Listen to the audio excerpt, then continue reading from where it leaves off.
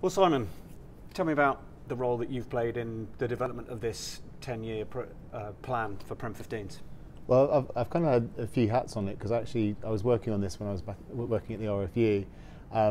But moving over to my new role at Premiership Rugby, I've sat on a working group that's included the RFU, it's included some club representation. We sat on it as well, and so it's been a very collaborative process in getting to where we've got to around the plan.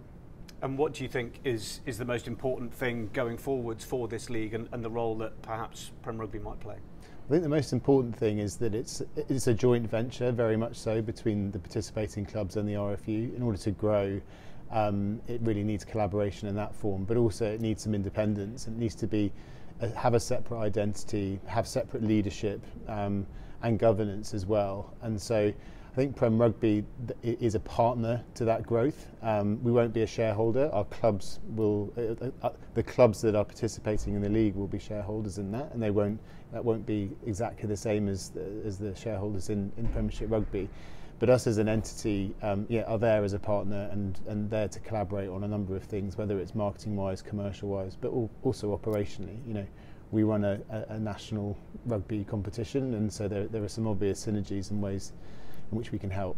Yeah, some Prem 15s clubs have had clubs that are already within Premiership Rugby. What's the appetite like across the clubs at PRL as to their interest to want to be part of this, whether they currently are or may want to in future? It's high. It's very high. I think everyone sees the long-term opportunity with the women's game generally, and certainly with the league. And so when it comes to the tender process, I'm sure there'll be a lot of interested parties that will be including Premiership clubs. Yeah, and will clubs end up being shareholders within the league? How is that going to work in terms of their interest and how they get to be a part of it? Yeah, participating clubs will be shareholders in that league. It's really important that they have skin in the game in that long-term growth, because it's going to require investment, but the plan that's been put in place is one that can sustainably grow to long-term return and success. And critics might say that there are those clubs that are already PRL aligned. Are they going to be more favourably accepted into this new league from 23-24? What would you say to them? Well, I think there's a lot of factors that need to be taken into account when it comes to who will be participating in this league. And as you say, there's a number of Premiership clubs that have pretty well established women's programmes and also have strong ambitions around where they want to grow. But equally, there are some other well-established clubs that sit outside the Premiership infrastructure that have their own platforms and their own structure that really merits participating in this league. So it's an open process that the RFU will be running.